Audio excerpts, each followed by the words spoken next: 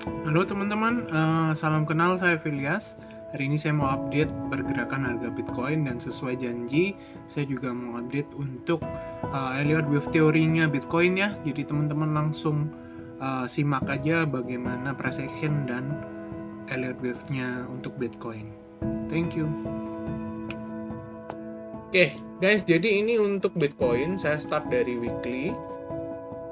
Ya, nggak terlalu banyak perubahan ya. Ini di weekly sih sebenarnya kita terlihat cuman sideways aja. Jadi saya cuman mau lihat bagaimana apakah bisa bertahan di atas 88.000 ya. Ini sejauh ini. Nah, kita belum closing weekly ya guys ya. Closingnya itu nanti Senin jam 7 pagi baru tahu closing weekly-nya itu di mana. Nah, tapi dari sini kita sebenarnya tahu bahwa trendline ini kuat untuk menahan pergerakan harga Bitcoin, plus area 88.000 ini ya, ini juga bisa jadi area support yang harapannya bisa menahan Bitcoin. Nah, di daily ini kita tahu bahwa tadi pagi jam 7 kita closingnya doji, berarti sebenarnya ada indecisive. Faktor penyebabnya karena apa? Faktor penyebabnya itu utamanya karena dari segi makronya yang tidak terlalu bagus untuk data kemarin dari PCE-nya. Bukan ngomong jelek ya, tapi saya ngomong nggak terlalu bagus gitu ya. Kemarin ini today. Ya, jadi kemarin tuh GDP keluar, sebenarnya GDP-nya ini bagus guys, menandakan tidak ada ancaman secara resesi.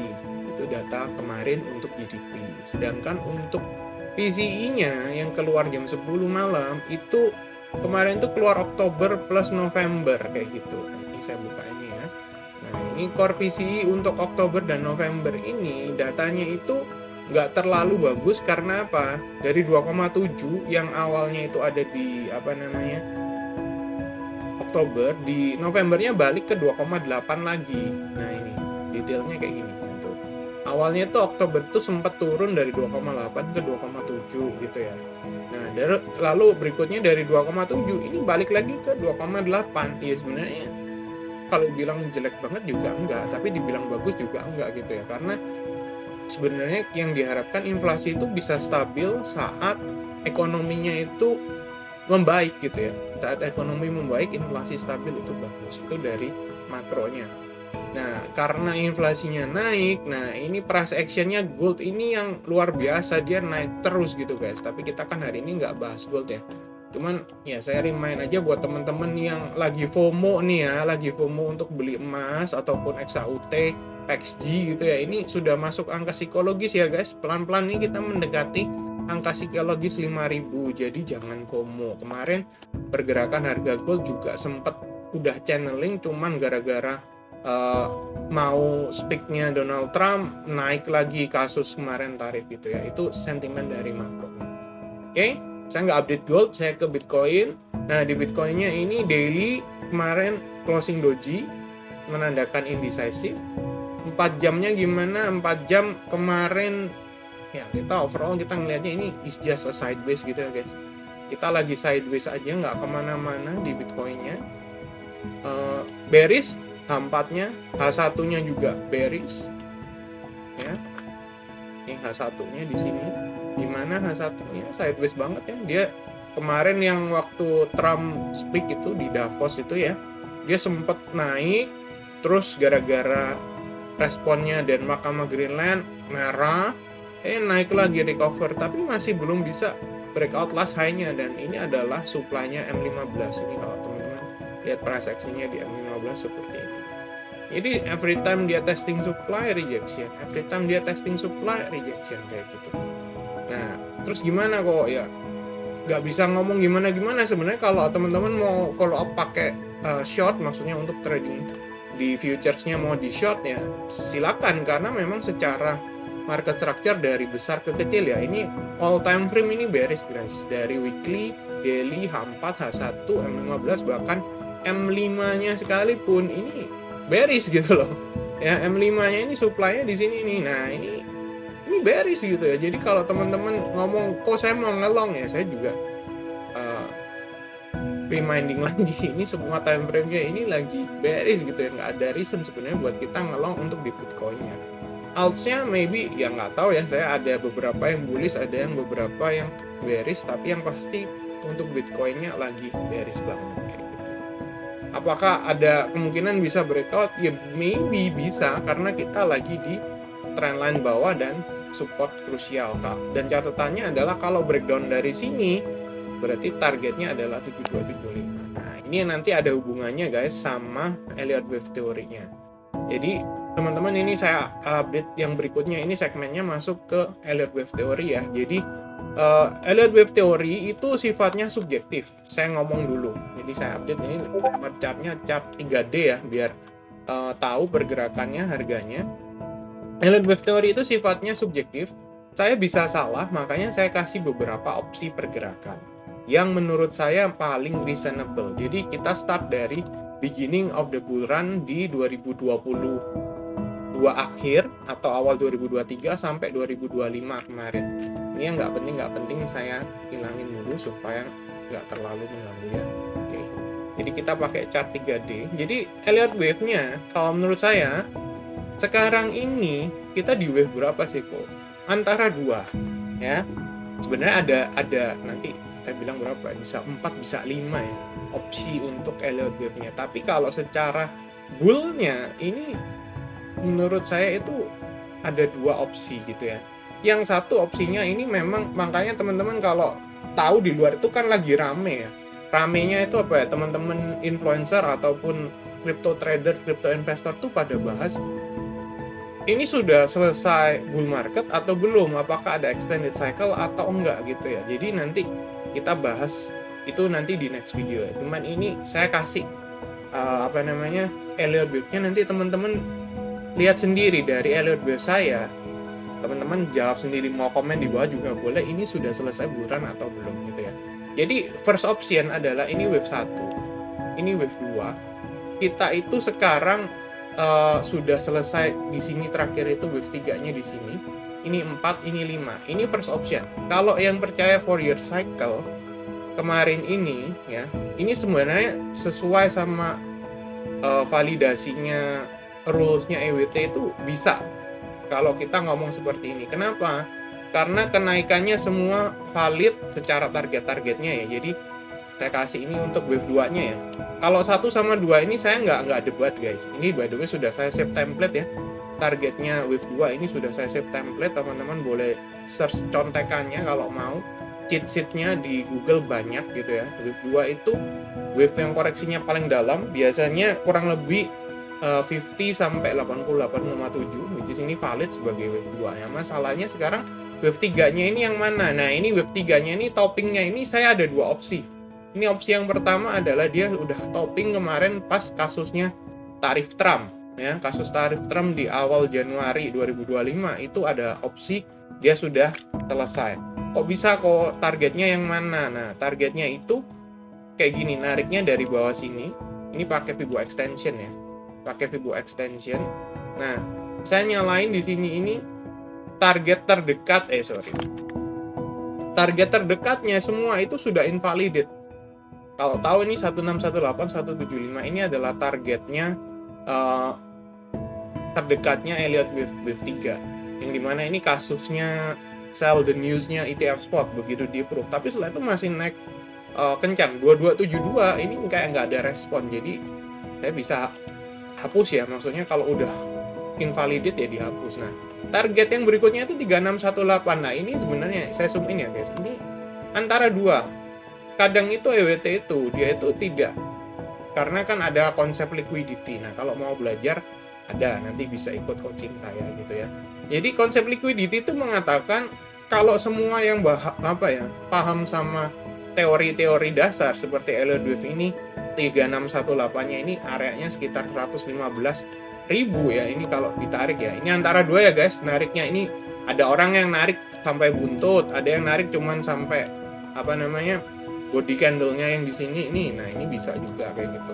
Nah, ini ya saya ngomong range-nya antara 115 sampai 120.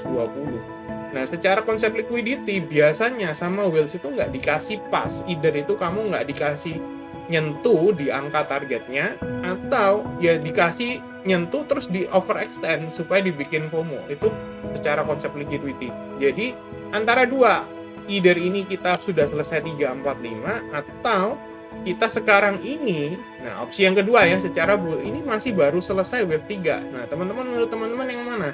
Apakah kita masih di 3? Ya kok ini kan 125, 126 kan lebih dekat sama 118 daripada kemarin 109 gitu ya misalnya. Ya, nggak tahu ya. Jadi karena sifatnya subjektif, saya kasih 2 update opsinya ya. Jadi bisa jadi dia itu udah selesai. Nah, which is kalau yang opsi pertama ya mungkin teman-teman akan bilang bahwa oh berarti udah kelar dong kok ininya bull marketnya. Nah, ini kalau teman-teman lihat ya, ini valid guys. Ini wave 3 seperti ini di sini. Saya tarik dari bawah juga wave 4 ya misalnya. Ini saya kasih validasinya ya biar teman-teman tuh tahu kenapa saya bilang ini adalah salah satu opsi. Nah, tuh wave 4-nya juga punya punya sifat wave 4 itu koreksi itu kurang lebih nggak jauh, dimana dia itu bisa koreksi sampai 236, 382. Nah, probabilitasnya berapa kok ini udah kelar seperti ini? Nah, ini kalau menurut saya probability-nya itu 30-40%. Ini skenario yang A. Ini ya more or less kayak begini ya. Terus target wave 5-nya ini di reverse Fibo seperti ini, yang lain wave 5. Nah, tuh di 1, 2, 3, 6 nih yang warna ungu guys. Nah, 1, 2, 3, 6 itu 119.000 sampai 137 ini 1618-nya. Dan ini kita udah testing 120 kan, agak overextend. Bisa valid sebenarnya kalau kita udah selesai dari bull run kali ini kayak gitu. Itu opsi yang pertama. Nah, opsi yang kedua kan tadi ya, ini berarti kita itu baru kelar wave 3 di mana wave 3-nya targetnya 3618 ya. Kalau teman-teman bisa geser ke kanan sedikit ya, biar teman-teman bisa lihat gitu ya. 3618. Nah, di 115 sampai 120. Berarti ini masih 3. Lah kalau ini masih 3. Nah, kalau saya percaya bahwa bukan saya ngomong ini saya banget bukan gitu ya, tapi kalau saya mempercayai, andai kata saja saya mempercayai bahwa bulan itu belum kelar, ada extended cycle, maka ini skenario yang paling mungkin terjadi gitu guys, dimana ini wave 3 dan kita going wave 4. Nah, going wave 4 ini possible nggak sih? Possible, dimana saat dia ini koreksi, wave 4 tuh punya sifatnya adalah dia itu wave yang paling annoying dan ada less activity biasanya. Less activity, annoying, kenapa? Karena pada saat market itu lagi pada FOMO untuk beli, tiba-tiba whales-nya jualan. Nah, pada saat whales-nya jualan, itu ada FOMO buyers yang terus beli. Nah, menurut teman-teman ada FOMO buyers nggak nih yang beli Bitcoin supaya dia itu nggak koreksinya jauh-jauh? Nah, kalau skenario ini yang terjadi, probably kita nggak akan ngelihat Bitcoin itu koreksinya jauh. Nah, kira-kira kalau skenario yang kedua yang terjadi kok, target koreksinya mana? Ya udah tarik aja kayak gini. Sekali lagi ya guys, ini bukan saya itu terus berusaha untuk menebak bottomnya itu di mana kayak gitu ya. Ini purely is just analysis based on Elliott wave gitu ya. Sama seperti kalau teman-teman analisis pakai indikator tertentu. Kita nyalain wave 4. Nah, target wave 4-nya, and you'll be surprised gitu ya, ternyata kita sampai di 236, di 81 ribuan, itu kita langsung mantul loh guys. Nah, jadi pertanyaan apakah ini valid sebagai wave 4? Nah, kalau menurut saya, situasi kondisinya, market ini kan sekarang lagi galau banget gitu ya, galau banget sama makronya dari segi geopolitik. Kalau secara monetary sebenarnya soon akan soft dengan tergantikannya Jerome Powell soon. Nah, pada saat ini terjadi, kalau geopolitik ini sudah lebih mereda, sentimen geopolitik ini mereda, Greenland nanti nemu problem solve misalnya, terus Rusia, Ukraine adem ayem aja, Timur Tengahnya adem ayem, kan lagi sudah dibikin PBB baru ya, tanda kutip bahasanya ya, kayak perdamaian dunia yang baru gitulah untuk jalur Gaza katanya. Nah, kalau itu terjadi, masalah geopolitik itu kelar, harusnya ini ada kalau dikasih sentilan good news sedikit aja di kriptonya itu bisa naik guys. Nah itu potensinya 3, 4. Nah berarti kalau kayak begini nanti naiknya 5. Nah cuman catatan saya, ingat loh, wave 4 itu nggak cuman probability-nya di 236, tapi bisa juga di 382, yang dimana probabilitas 382 itu di area 62.000, ya more or less 60.000 lah ya. Which is ini SNR kalau teman-teman perhatiin ya. Sebenarnya kalau kita mau zoom out sedikit ya, ini kan kita sedang breakout and retest kalau andai kata dia koreksinya sampai segitu gitu. Ya kalau memang benar skenario-nya kita lagi wave 4, which is kalau menurut saya pribadi ya, bukan saya terus mengatakan pasti ini yang terjadi, no, tapi secara probability menurut saya ini lebih besar. Dari top ke 382-nya ini kita cuma koreksi 50%. Jadi ada FOMO buyers yang akan beli. FOMO buyersnya saya sebenarnya pribadi tahu siapa. Kalau menurut teman-teman siapa? Nah, komen di bawah gitu ya. Siapa kira-kira FOMO buyersnya? Kan nggak ada yang beli kok. Nah, kalau menurut saya ada. Nggak tahu teman-teman ngerasa ada nggak gitu. Oke. Nah, ini ada potensi turun masih ke bawah loh. Nah, kalau turun ke bawah, berarti nanti jatuhnya itu begini guys. B-nya ini yang mana nggak tahu kayak gitu. B-nya itu yang mana? Nah, potensi yang besar terjadi itu adalah flat corrective pattern. Nah, kalau flat corrective pattern itu kita bisa masuk ada yang namanya expanded flat. Nah, ini juga bisa expanded flat seperti ini. Expanded flat Bitcoin memang pernah kejadian expanded flat. Sering banget guys Bitcoin itu expanded flat. Nah, contohnya di sini ini. Ini sebenarnya kan market itu ya sideways aja kayak gitu. Nah, expanded flat itu ciri khasnya dia punya breakout-nya itu fake breakout, ada fake breakdown juga di sini. Terus dia lanjut naik. Nih, first time Bitcoin, ini second time Bitcoin expanded flat. Nah, yang sebelumnya pernah nggak ini? Di sini ini wave 1, wave 2-nya ini expanded flat, guys. Tuh, kayak begini nih. Jadi di cycle kemarin ya, makanya either 2023 sampai 2025 itu Bitcoin tuh udah 2 kali expanded flat. Bisa nggak ini kalau ini terjadi expanded flat? Nah, ini skenario yang mungkin menurut saya adalah sangat besar probability-nya. Bukan ngomong 100% ya, tapi di atas 50%. Itu bisa. Dia itu expanded flat naik ke atas ini.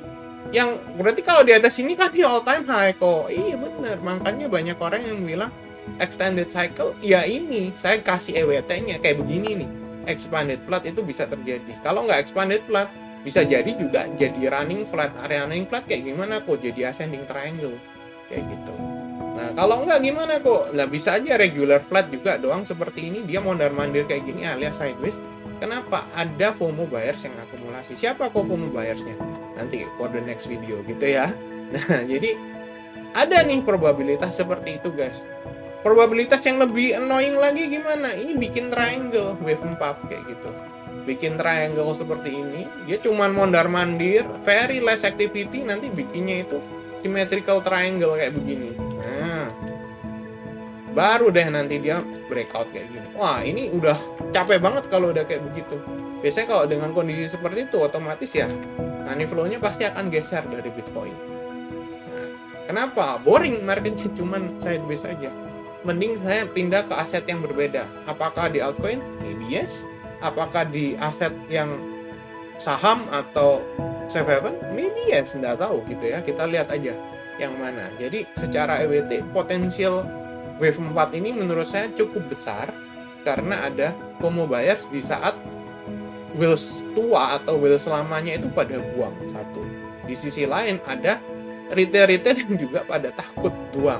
Tapi masih ada FOMO buyers loh. Nah, gitu ya. Itu potensially wave 4-nya.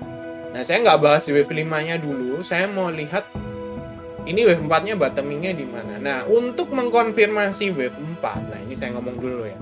Untuk mengkonfirmasi bahwa ini wave 4 dan bukan wave 2 secara major alias ini masuk ke bear market yang turunnya seperti biasa ya 70-80%, maka catatan saya sederhana guys. Bitcoin itu nggak boleh breakdown dari bear flag ini, kayak gitu. Loh kok, kenapa kok Bitcoin itu nggak boleh breakdown dari bear flag ini kalau mau mengkonfirmasi wave 4? Karena gini guys ceritanya, ini kalau teman-teman fokus ya, di sini saya masukin ke Elliott Wave secara correction-nya, ya mungkin agak panjang ya, cuman ini kalau mau dengerin ini ilmunya gitu ya. pergerakan koreksi itu ada namanya koreksi ABCDE, ada koreksi ABC kayak gitu guys. Kalau yang namanya flat corrective pattern ataupun expanded flat atau running flat dan triangle, itu syaratnya the first wave turun ini itu dia wajib yang namanya ABC kayak gitu. Nah ini kan kita udah kelar kayak gitu guys, ini ABC-nya itu udah kelar. Nah ini buat beberapa orang banyak yang bilang bahwa opsi yang lain ya, opsi yang lain itu banyak yang bilang itu ini A, ini B, ini C, kita ini lagi bear flag D untuk one more sweep ke bawah jadi E. Nah kalau yang ini yang terjadi, saya ngomong dulu guys, ini bakal jadi sama potensial ya, bukan berarti ngomong pasti gitu ya. Ini pernah terjadi di cycle yang sebelumnya 2020-2021, ini juga sama. Ini apa? Ini A, ini B, ini C, ini D, ini E kayak gitu. Atau kok ini C-nya di sini kok? Ya udah, ini C-nya di sini, ini D-nya, ini E kayak gitu. Berarti apa? Setelah A B C D E, ini A B C guys. A B C ke atas, lanjut dia koreksinya lebih dalam lagi karena koreksinya itu 535 kayak gitu. Itu kalau yang biasanya zigzag correction 535 ABCDE, nanti berikutnya dia naik ABC seperti ini dan kita drop another 5 correction wave kayak begitu. Sampai mana nggak tahu, kita lihat aja dulu nanti ABC-nya naiknya kemana dulu. Ini saya ngomong dulu ada potensi seperti itu masih ada, itu yang mengindikasi kalau tadi 1 2 3 4 5 buruan udah kelar, maka skenario itu yang akan terjadi. Kalau enggak, andai kata somehow I don't know how gitu ya, terserah market maker, terserah whales dan Tuhan saja yang tahu gitu kan, ini dia nggak breakdown dari ascending channel ini dan somehow tiba-tiba kita dikasih surprise marketnya back up, maka kita going wave 4, which is ini adalah wave yang cukup annoying dan akan lama banget di sini. Probably kita harus sabar untuk menyikapi pergerakan harga Bitcoin. Yang nungguin buat invest di bawah koreksi 70-80%, nungguin di 50.000, 40, 30.000 maybe, nggak akan kejemput gitu kan. Orderannya itu nggak kejemput gitu. Begitu FOMO, loh kok marketnya naik lagi, extended cycle, ketinggalan di sini, dibawa turun lagi, misalnya kayak begini. Dibawa turun lagi, kecewa lagi, akhirnya dampaknya apa? Marketnya jadi orang itu jadi boring sama Bitcoin, ngerasa Bitcoin ini maunya apa sih niatnya gitu, nggak kemana-mana gitu-gitu aja gitu kan. Nah itulah wave 4, wave yang annoying. Dikira sudah selesai koreksinya, belum. Dibilang sudah belum selesai, ternyata sudah. Itu wave 4, ciri khasnya kayak begitu guys. Nah probability-nya berapa kok? Saya bilang 60% probability ini kayak begini. Ya, jadi masuk ke wave 4. 40%-nya apa? Ya skenario yang tadi ya. Ini 3 di sini, ini 4 dan ini sudah kelar 5 kayak gitu. Berarti kita going ABCDE. Konfirmasinya adalah saat Bitcoin breakdown dari 88.000 plus breakdown dari bear flag-nya ini. Kalau ini yang terjadi, ya saya harus ngomong dulu. Kencangkan sabuk pengaman karena naiknya nanti pada saat dia naik, maka kita maybe akan another drop. Skenario ada namanya Black Swan event yang lumayan dalam. Bisa nggak? Bisa. Oke, gitu aja ya guys untuk update-nya dari price action-nya Bitcoin maupun Elliott Wave-nya. Press tombol like kalau suka. Kalau nggak suka, dislike aja nggak apa-apa. Di repost, kasih tahu teman-teman yang mungkin lagi penasaran kenapa sih Bitcoin ini kok sideways aja, kenapa kok goldnya all time high tapi Bitcoinnya sideways aja, Nasdaq-nya saham US-nya pada naik, Bitcoinnya sideways aja. Ini alasannya karena kita menurut saya masuk ke wave 4 kayak begitu. Oke, that's it, see you on the next update. Semoga besok saya bisa update karena besok juga lumayan repot saya guys ya, lumayan sibuk. God bless and bye bye, thank you.